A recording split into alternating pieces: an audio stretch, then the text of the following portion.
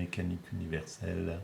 Alors je continue ma lecture et mes digressions sur la vidéo précédente.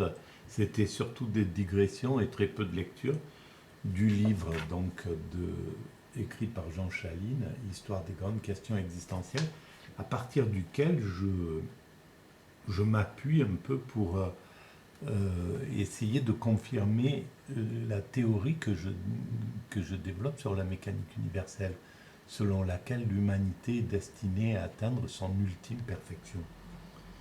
Et donc, évidemment, dans cette quête d'abord inconsciente pour l'instant, l'humanité n'a pas pris conscience qu'elle travaille à atteindre cet état de perfection. Cette prise de conscience est très proche. Je pense que c'est quelque chose que l'humanité va intégrer dans un avenir rapide. Elle va commencer à prendre conscience que oui, bon, effectivement, si on analyse tout notre parcours, on se rend compte qu'on cherche à atteindre une allure de croisière parfaite, mais comme toutes les espèces, n'importe quelle espèce animale cherche à s'adapter le mieux possible à son milieu. Alors, elle cherche intuitivement, elle cherche organiquement même. Pour la plupart des espèces, c'est organique. Pour l'humanité, c'était inconscient jusqu'à présent, et à un certain moment, ça deviendra conscient. L'humanité travaillera consciemment à atteindre sa meilleure façon d'exister sur cette planète. Et évidemment, la meilleure façon d'exister sur cette planète, c'est pas à travers la destruction, la guerre, la violence, la domination, la maltraitance de la planète ou des autres formes de vie, ou l'abus de nos congénères, etc. Tout ça, nous en sommes victimes. Nous sommes victimes de nos propres pulsions qui conduisent à cette évolution pathétique. Ben, tout ça, évidemment, lorsque l'humanité prendra conscience qu'elle poursuit un but inconscient et qu'elle doit le poursuivre de façon consciente, elle pourra agir, parce qu'elle comprendra que c'est stupide d'évoluer à travers la destruction, de la guerre, etc. Il y a des moyens plus intelligents, plus humains, plus justes d'évoluer. Et donc, évidemment, elle prendra la meilleure méthode. C'est quelque chose de naturel, en somme. Alors, donc, je continue cette lecture. J'en étais au chapitre sur la victoire, la tendance au niveau scientifique de vaincre la mort. C'est ce qui est une recherche tout à fait logique et juste. C'est évident que la mort, c'est quelque chose contre lequel instinctivement les animaux luttent, contre lequel l'homme instinctivement lutte et contre lequel il doit consciemment travailler, contre lequel il doit lutter à travers tout ce qu'il peut, y compris la médecine, la recherche, etc. La spiritualité, il y a tout un tas de façons de pouvoir travailler contre la mort. Voilà. Et l'homme travaille de toutes ces façons-là, de façon un peu désordonnée. À un certain moment, ça sera une lutte ordonnée contre cette alternative. Alors voilà, donc je recommence à lire. Quelles seraient les conséquences humaines de la mort, si l'homme parvenait à vaincre la mort totalement? Voilà. Le chapitre juste avant, c'était l'homme de 1000 ans serait déjà né, d'après certains scientifiques. C'est-à-dire qu'un enfant de 5, 6 ans, 10 ans, voilà, quand il aura 100 ans, l'humanité, dans 100 ans, aura repoussé les limites peut-être de 1000 ans de, de la mort. Alors non seulement c'est loin d'être sûr, ça me paraît peu probable, mais bon, et en même temps, ça pose des quantités de problèmes que Jean Chaline développe, mais qu'on peut... moi j'ai pas lu, hein, donc je découvre en même temps que je lis cet ouvrage, ce qui me permet de pouvoir digresser de façon naturelle en somme.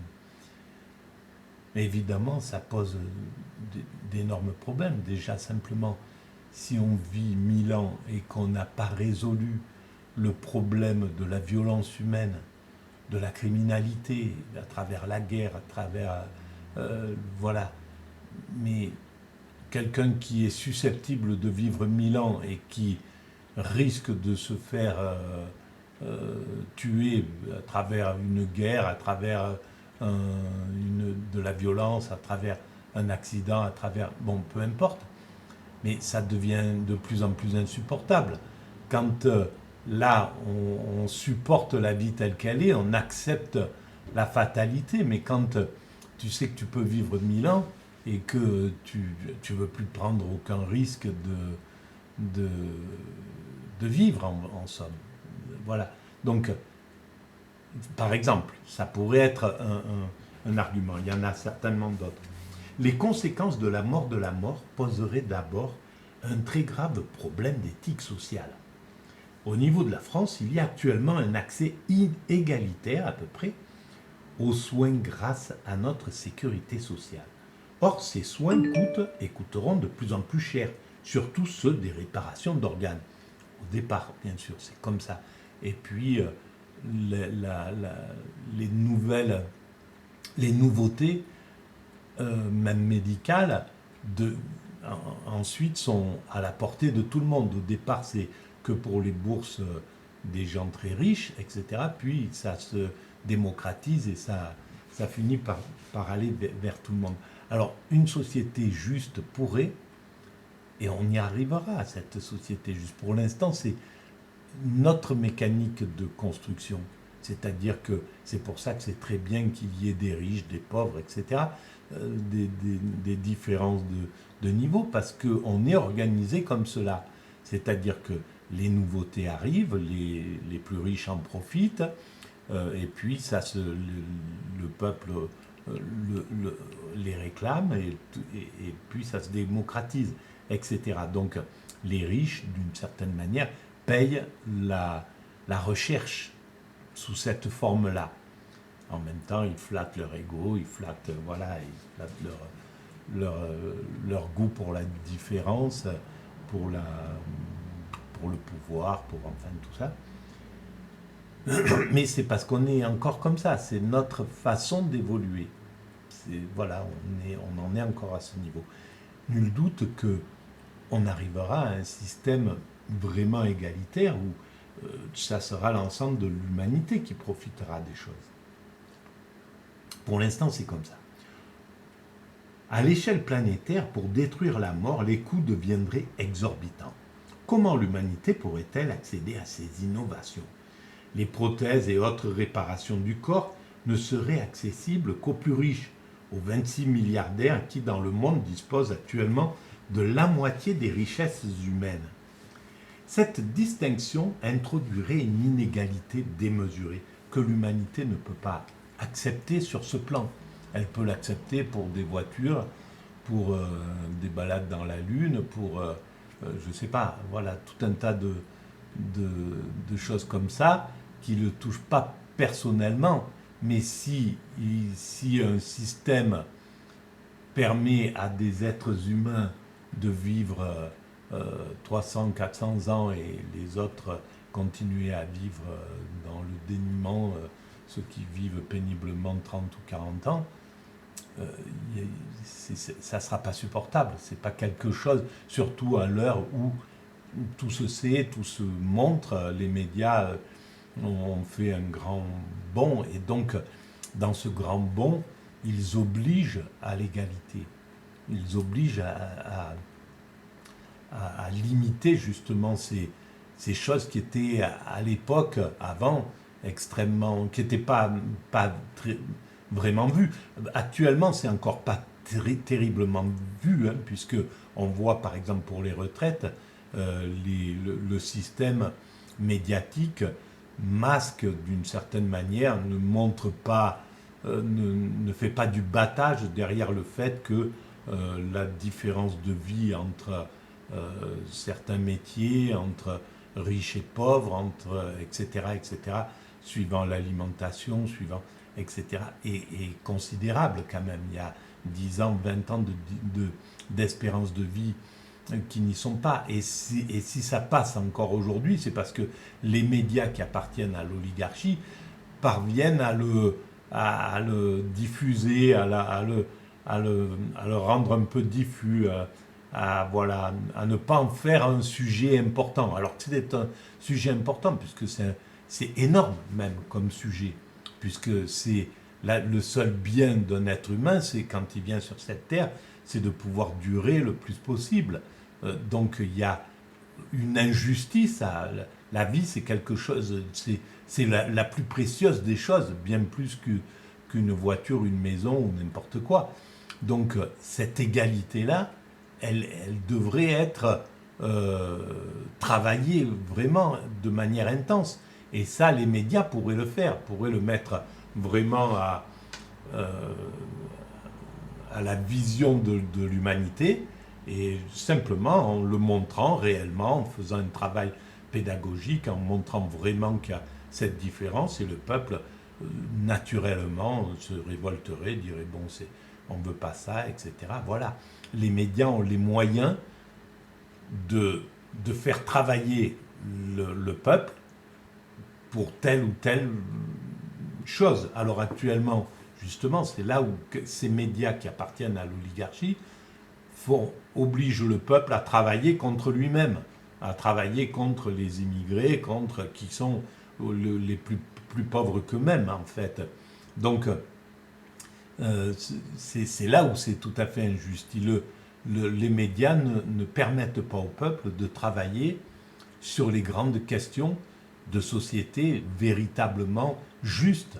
Parce que travailler sur l'immigration, c'est faire détester une partie de la population contre une autre partie, faire détester les fonctionnaires, faire détester, je ne sais pas, enfin bon bref, ça ils savent faire les médias, parce qu'ils obéissent en fait tout simplement au désir de l'oligarchie.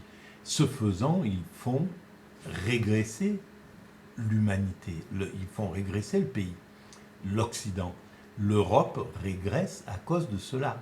Voilà. Pendant que d'autres pays progressent, nous, on régresse parce que nos médias poussent le peuple à régresser d'une certaine façon. Voilà. Les prothèses et autres réparations donc, cette distinction introduirait une inégalité démesurée. La disparition théorique de la mort augmenterait en outre la démographie humaine d'une telle manière qu'il faudrait cesser d'avoir des enfants pour pouvoir nourrir l'ensemble de l'humanité, dont les ressources, même optimisées, seraient insuffisantes en nourriture et surtout en eau. Alors là, je pense que, par exemple, la nourriture, si elle était vraiment optimisée, on n'a pas besoin, on le sait, de se nourrir comme on se nourrit en Occident, par exemple. On se nourrit 10 fois trop. Et en fait, on se nourrit 10 fois trop parce que le marché nous met dans un état de stress. Et donc ce stress, il faut le compenser. En fait, la plupart des gens compensent soit par l'enivrement, soit par des toxicomanies quelconques, soit par des excès de travail, soit par la nourriture. On va calmer en fait cette agitation mentale dans laquelle nous plonge le marché, le système. Voilà. Il nous plonge dans un système comme ça. Soit le stress au travail, soit le stress dans la vie courante, etc. Le système ne nous facilite plus la vie. D'ailleurs, c'est le fait de réduire les services sociaux, les services publics, font que tout ce travail que faisaient les services publics, pour le peuple, maintenant c'est le peuple qui doit le faire. Voilà, si vous devez aller faire des papiers, changer votre carte d'identité ou des choses comme ça, il faut passer quelques heures sur Internet, il faut après se déplacer. Ça a changé. Avant, dans chaque ville, dans chaque village, il y avait tout à disposition. Maintenant, il faut prendre sa voiture, faire 10 km, 20 km, etc. Tout ça, ça engendre une quantité de travail supplémentaire que le système... alors, j'espère qu'il ne l'a pas fait consciemment. D'après ce qu'on voit, on a l'impression qu'il l'a fait sous le couvert de rationaliser les choses. Mais s'il l'a fait consciemment, s'il a mis le monde dans le peuple en stress, alors là, c'est un crime, carrément. C'est du niveau du crime. Si c'est inconscient, c'est une chose. Si c'est conscient, c'est vraiment criminel, parce que on bouffe sur le temps de vie d'un être humain. Il doit travailler comme dans des conditions où on a perdu les grandes valeurs du travail, le pourquoi on travaille, etc. Une grande partie des gens ne sont pas récompensés pour leur travail, ni moralement, ni pécuniairement correctement. Une grande partie du peuple sont comme ça. Donc, et en plus, ils ont un stress qui est multiplié par 5, par 6, par rapport à quand les services publics étaient au zénith, quand l'hôpital fonctionnait super bien, quand la justice fonctionnait parfaitement bien, l'éducation correctement dans les années 60, 70. Voilà, on était un petit peu comme ça. Donc là, on a régressé à ce niveau.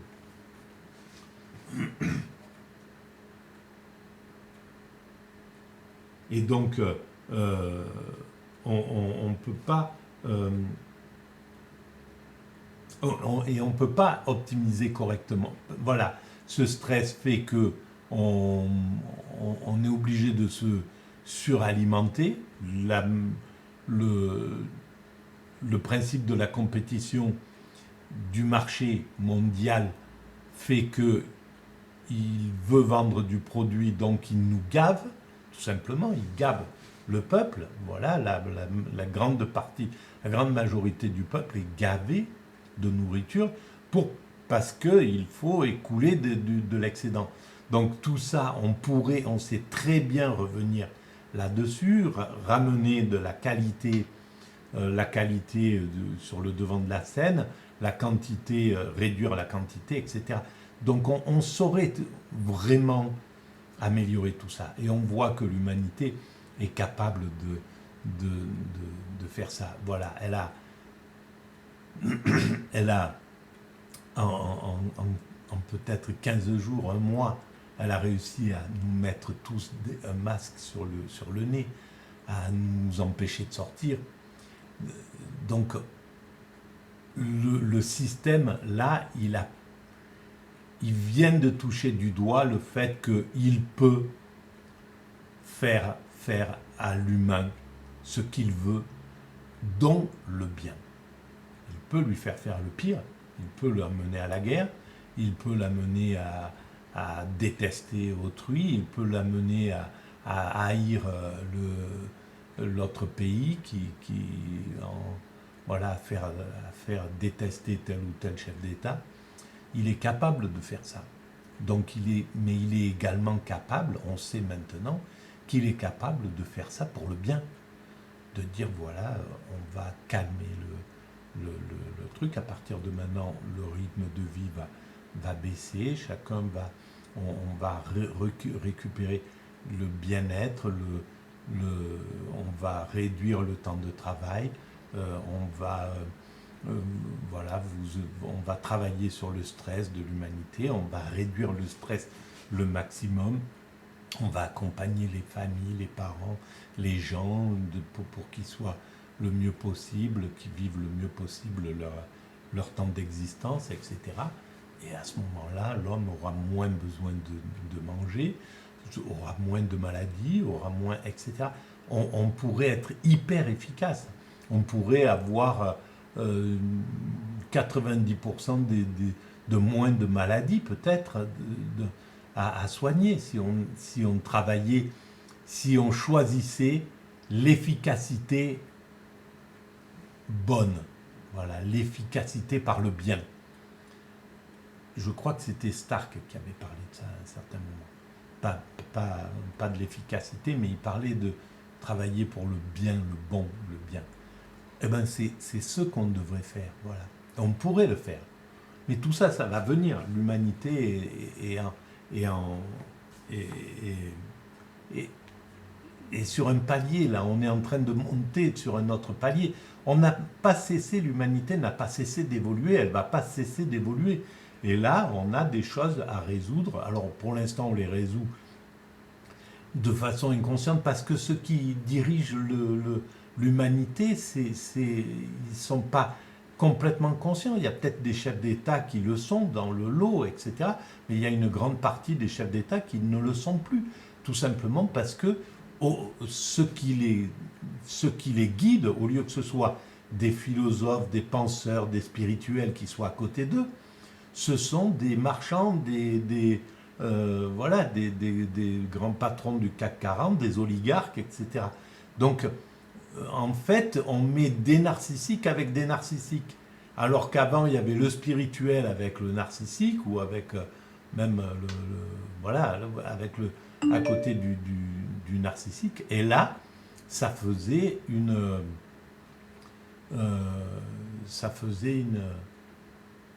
évolution bien équilibrée. Là, on n'est que sur un seul hémisphère du cerveau, l'hémisphère gauche de la rationalité, de la mauvaise rationalité.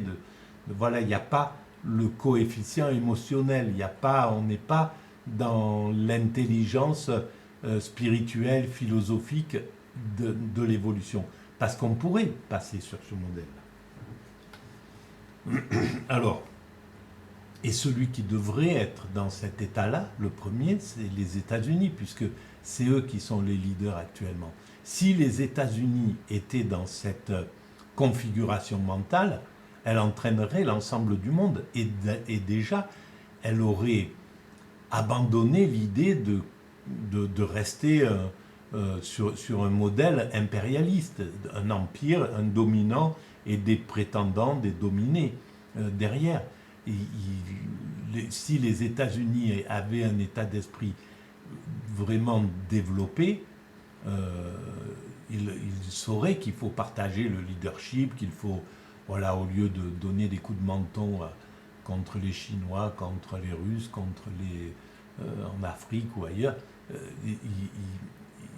ils viendraient avec, sans cet orgueil-là, avec une vraie pensée spirituelle.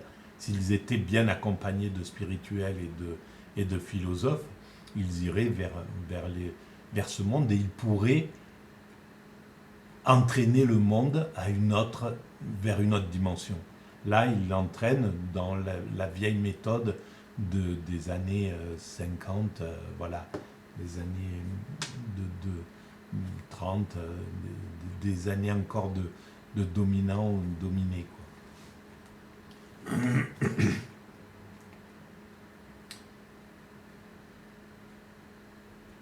quoi. on s'orienterait vers un monde surpeuplé, composé uniquement de personnes âgées et sans enfants.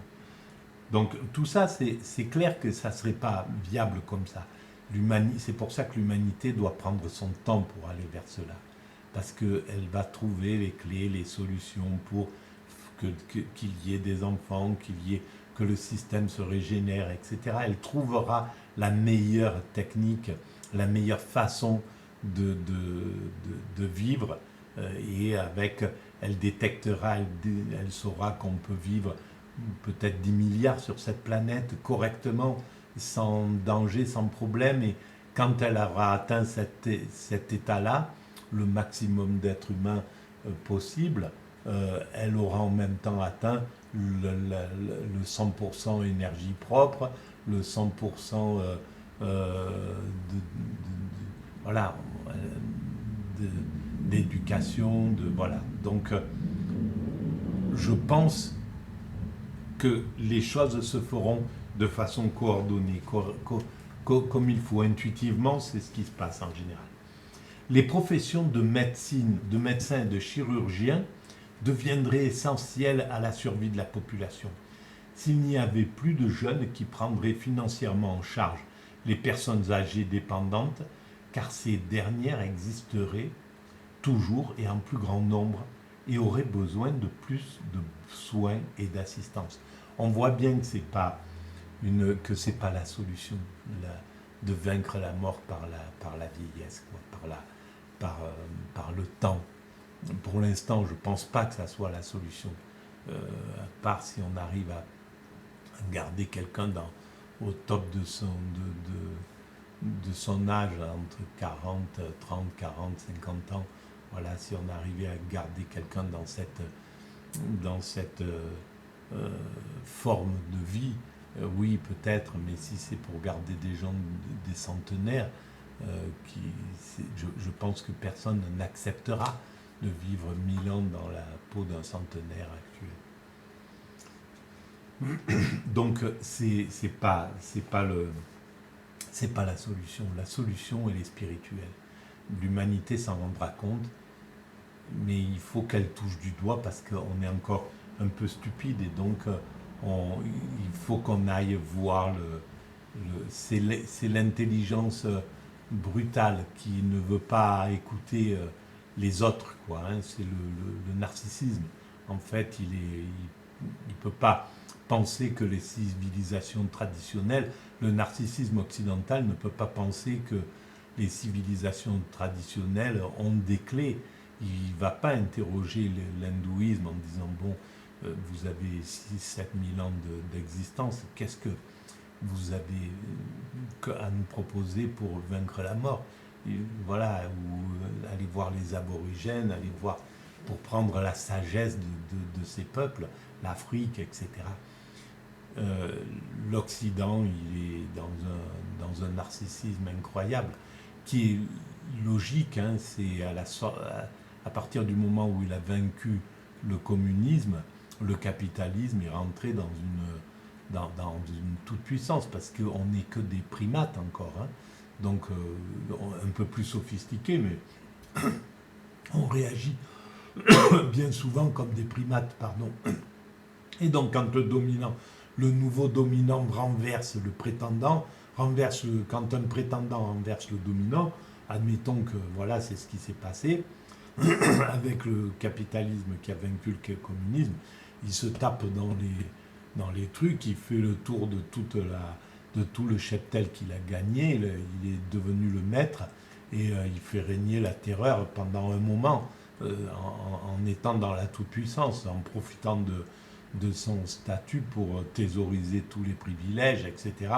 Il tient à distance l'autre, il le méprise, et puis progressivement, l'ancien dominant, il va venir, il va se rapprocher, ils vont devenir amis, quoi. Il va faire vœu d'allégeance. Et on est dans ce mécanisme-là, malheureusement. Et l'Occident, il est dans un narcissisme absolu. C'est une horreur, quoi. C'est ce qui conduit à notre perte.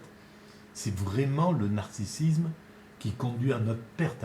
Alors les oligarques c'est eux qui placent le narcissisme comme valeur de l'Occident, là, qui ont fait monter le narcissisme à travers leurs médias, et donc qui ont conduit le peuple à élire du narcissisme, des narcissiques.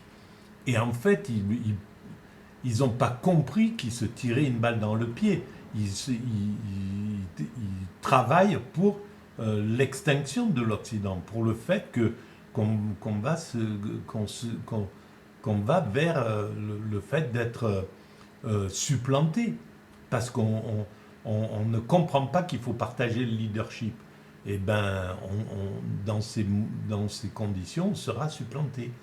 Et ça, c'est la faute de l'oligarchie occidentale. C'est incroyable comment elle n'est pas apte elle n'est pas dans l'intelligence, parce qu'elle est que dans l'objet, elle est que dans la possession, le pouvoir, la compétition, etc.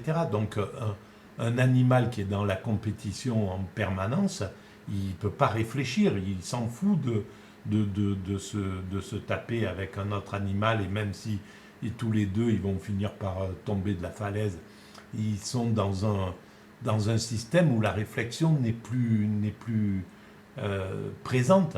Et là, on est parce que le système occidental a imposé une compétition féroce à l'ensemble du monde, la mondialisation, il a choisi de la faire de façon féroce au lieu de la faire de façon respectueuse sous les auspices de Pierre de Coubertin, quoi, hein, par exemple.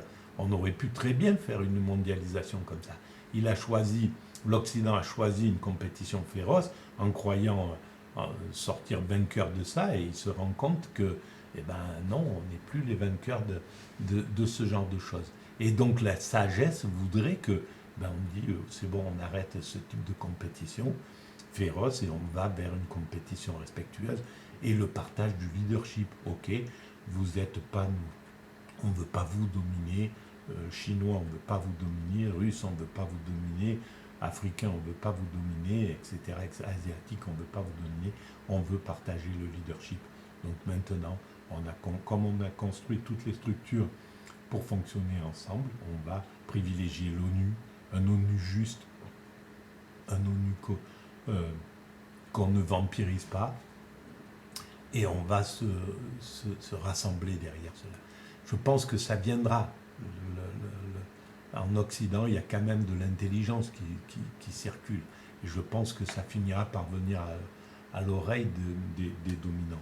Mais pour l'instant, on n'est pas encore dans ce cas de figure. Que deviendrait le problème crucial des retraites qui perdrait tout son sens? Personne ne voudrait plus travailler pour payer la survie des immortels. Ah oui, s'il y avait des immortels et des mortels, ça ne fonctionnera pas. Alors là, peut-être qu'il faudrait voir comment les Grecs ont géré ce principe. Il faudrait donc que les améliorés travaillent aussi sans fin, mais y aurait-il assez de travail pour tous? Vivre plus vieux ne veut pas dire automatiquement vivre mieux. Il y aurait toujours des pauvres et des riches. Vivre la précarité éternelle serait insupportable. Voilà, je pense que c'est assez clair. En outre, il faudrait que ces améliorés trouvent des occupations intéressantes, car, comme le disait Woody Allen, l'éternité c'est long, surtout vers la fin. Ça, c'est génial. Le désir d'éternité sur Terre ne serait peut-être pas un avantage avec le temps, sauf pour ceux qui voudraient toujours apprendre plus et s'immiscer dans des recherches, par exemple archéologiques, histoire, physique, astronomie, biologie médicale, etc. Voilà, pour ceux qui sont intéressés à voir comment le monde va évoluer. Là, il y a un intérêt. Mon père, qui est allé jusqu'à 101 ans, il était intéressé par ce que l'humanité découvrait, etc. Il était toujours en demande, explique-moi où ils en sont, qu'est-ce qu'ils ont fait, qu'est-ce qu'ils font, etc. Donc il était passionné par l'évolution de l'humanité. Alors là, oui, effectivement. Après, peut-être aussi par ceux qui jouissent de la vie, qui aiment jouir de la vie. Si on ne se lasse pas de jouir de la vie, je ne sais pas si on s'en lasse pas, si on s'en lasserait pas au bout de 100 ans, 200 ans, 300 ans de bonne chair, de plaisir. Je ne sais pas comment ça peut évoluer, cette chose-là. Voilà. N'oublions pas en outre que le temps est relatif par rapport à une référence précise. Une minute peut paraître un siècle dans un épisode dramatique et un instant dans un événement heureux. Ça, je l'ai écrit sur la mécanique universelle.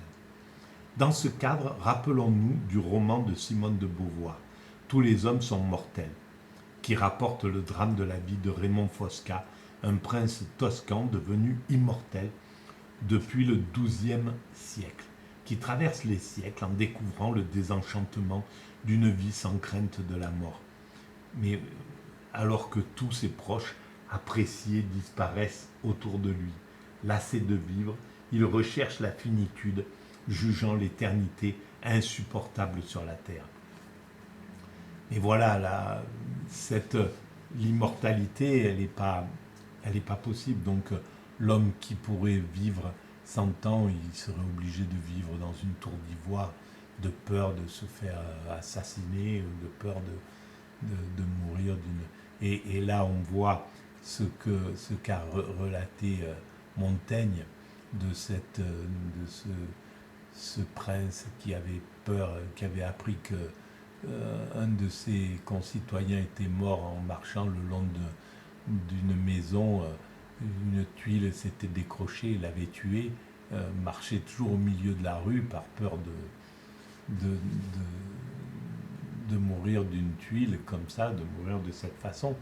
Et en fait, un aigle qui avait attrapé une tortue l'a échappé, et c'est la tortue qui est tombée juste au moment où il passait et qui l'a tué. Alors je ne sais pas si c'est une anecdote ou si c'est une réalité, mais en tout cas, voilà, ça montre qu'on ne peut pas échapper à cette chose-là. Ces réflexions montrent que reculer la mort est un bienfait, à condition qu'elle soit à la portée de tous et que la vie soit biologiquement confortable, et à condition que ce ne soit pendant une trop longue durée. Elle introduirait en effet de telles inégalités qu'elle deviendrait socialement insupportable. Oui, il a tout à fait raison. Dans cette conception transhumaniste, millénariste, l'homme garderait au moins en principe sa morphologie humaine actuelle, utilisant simplement les nouvelles technologies pour améliorer son existence, vivre plus longtemps et plus confortablement. Par ailleurs, le transhumanisme n'a pas l'intention de s'arrêter à l'éradication de la mort. Il veut en outre augmenter l'homme. C'est la version extrémiste du post-humanisme. Alors, tout ça, on ne pourra pas y échapper. C'est quelque chose qui est légitime. L'homme voudra devenir un surhomme. Il ne peut pas faire autrement qu'avancer dans cette... à part si la sagesse d'un seul coup prenait le pouvoir. Si la sagesse prenait le pouvoir sur l'humanité, et que ça soit elle qui guide l'ensemble de l'humanité, que ça soit elle qui soit diffusée à travers les médias partout dans le monde. Oui, alors là, ça serait une chose, mais ça, on ne peut pas y croire. Les dominants ne sont pas arrivés à ce niveau-là. Donc, et puis le peuple n'est pas encore apte à la sagesse. Il faut un temps pour y arriver. Il faut que l'humanité vieillisse encore, avance en âge pour arriver vers la sagesse. Elle doit y aller à son rythme. Elle a son rythme propre. Mais quoi qu'il arrive, l'homme, donc avant, cherchera à s'augmenter, à augmenter son potentiel. C'est obligatoire, c'est naturel. Voilà, on est passé de 12 secondes au 100 mètres il y a 2 siècles, un siècle et demi, à 8 et quelques, quoi. C'est hallucinant. Bon, voilà, l'homme, il est dans cette quête, et il va l'être au niveau du corps. C'est tout à fait légitime, cette chose-là. Voilà, il faut juste lui mettre une éthique, l'encadrer, etc. Mais ça, l'humanité le fait également. Voilà, alors des fois, il y a un peu de distance entre les inventions et le moment où on met l'éthique derrière. Mais quoi qu'il arrive, l'éthique finit par supplanter la chose. Voilà. Donc je vais arrêter là. Le prochain chapitre, c'est de l'homme réparé à l'homme augmenté, le post-humanisme. Je vais faire ça dans la foulée, je pense. Voilà.